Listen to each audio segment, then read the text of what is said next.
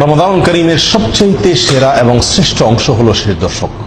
প্রথম এবং দ্বিতীয় দশকের ইবাদত বন্দিগির চাইতে শেষ দশকে ইবাদত এবং বন্দিগির গুরুত্ব অনেক অনেক গুণ বেশি। এই দশকের মর্যাদা এবং গুরুত্বের বিশেষ কারণ রয়েছে। তার প্রথম কারণ হলো রমজানের শেষ দশকেই নবী করিম সাল্লাল্লাহু আলাইহি সাল্লামের প্রতি আল্লাহ সুবহানাহু ওয়া তাআলা কোরআন নাযিল করেছিলেন, যে কোরআন মুসলিম উম্মাহর প্রতি আল্লাহ সুবহানাহু ওয়া তাআলার সবচেয়ে বড় অনুগ্রহ সমূহের অন্যতম। সেই কোরআন আমরা পেয়েছি এই দশকে। দ্বিতীয়ত, এই দশকেই আল্লাহ সুবহানাহু ওয়া তাআলা লাইলাতুল কদর রেখেছেন, যে লাইলাতুল কদর হাজার মাস ইবাদতের চাইতে শ্রেষ্ঠ এবং উত্তম। যে লাইলাতুল কদর প্রসঙ্গে আল্লাহ সুবহানাহু ওয়া তাআলা কোরআনে কারীমে একাধিক জায়গায় আলোচনা করেছেন, যে সম্পর্কে আল্লাহ তাআলা একটি সূরা নাযিল করেছিলেন।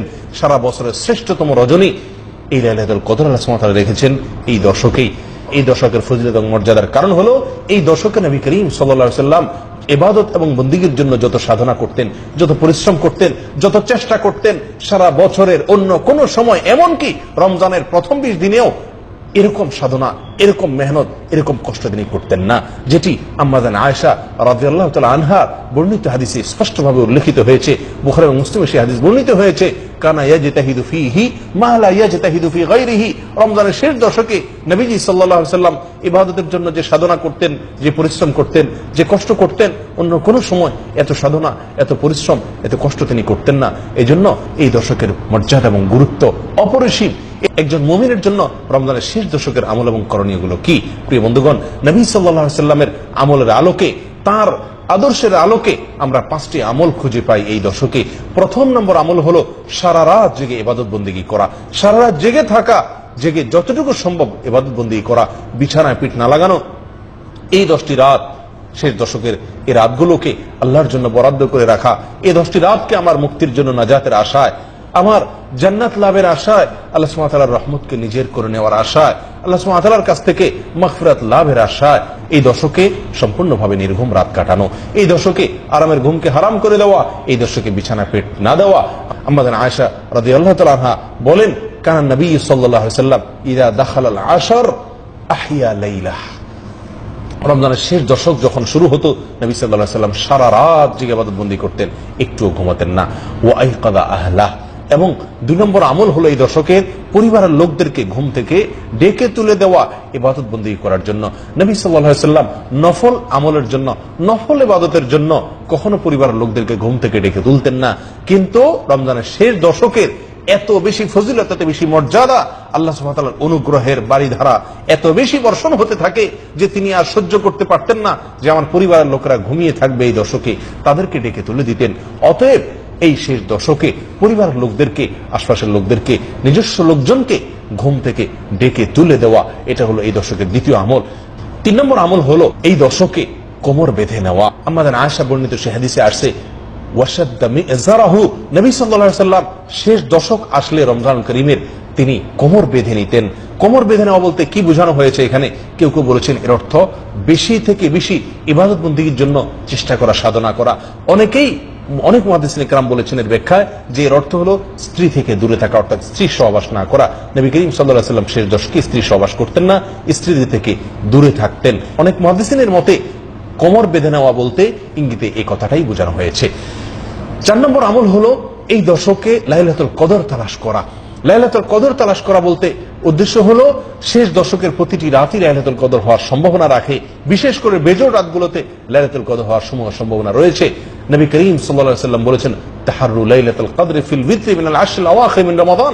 সহিহ বুখারীর হাদিসে নবী সাল্লাল্লাহু আলাইহি সাল্লাম ইরশাদ করেছেন, তোমরা রমজানের শেষ 10টি রাতের বেজোড় রাতগুলোতে লাইলাতুল কদর তালাশ করো।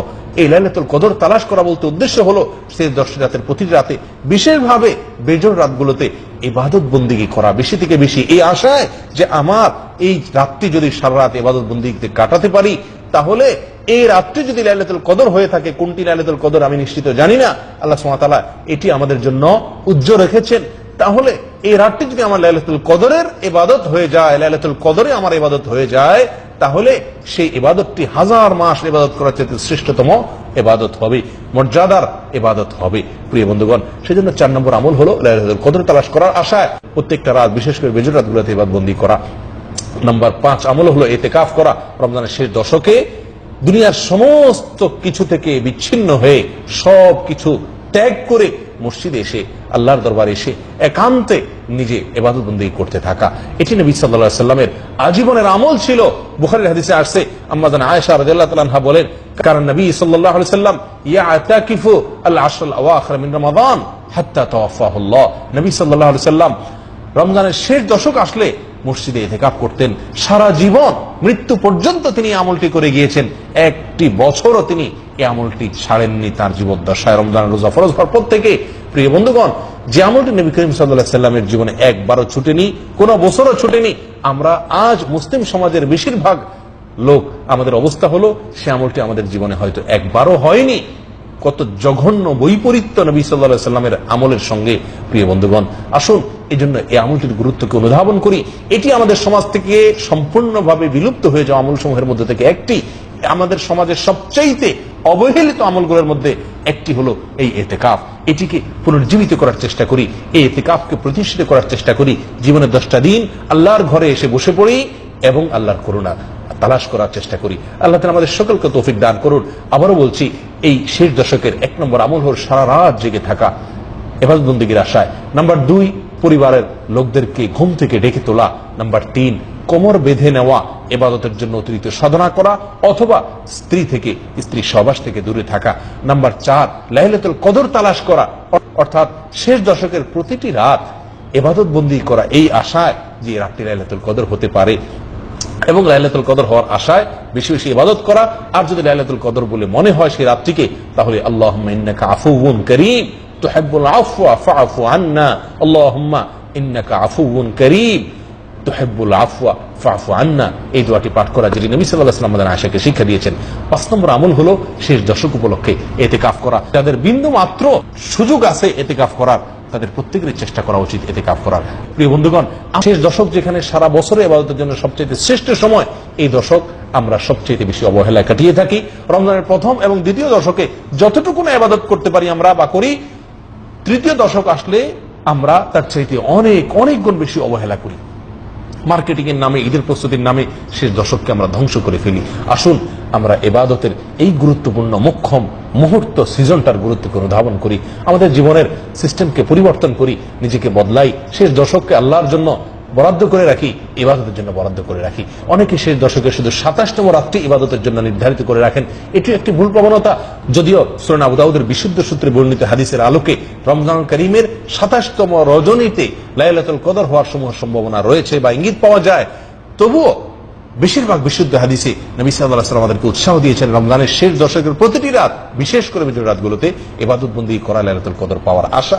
বিধায় শুধুমাত্র লাইলাতুল কদরের আশায় 27তম রজনীতে ইবাদত বন্দেগী করে আর বাকি রাতগুলোকে অবহেলায়, অলসতায় বা অন্যান্য দুনিয়াবী কাজে মগ্ন থেকে ডুবে থেকে কাটানো, এটা একজন মুমিনের জন্য আদর্শ হতে পারে না।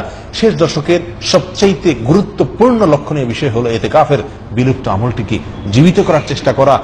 যে আমলের গুরুত্ব আমাদের সমাজ থেকে একেবারেই বিদায় নিয়ে গেছে, আমরা যে আমলের গুরুত্ব বুঝি না বললেই চলে, সেটিকে পুনরায় সমাজে জীবিত করার চেষ্টা করা। সর্বশেষ যে বিষয়টি বলবো সেটি হলো, অনেকেই মনে করেন রমজানের শেষ দশকে ওমরা করা বিশেষ ফজিলত রয়েছে। কোন হাদিস দ্বারা রমজানের শেষ দশকে ওমরা করার স্পেশাল কোনো ফজিলত নাই।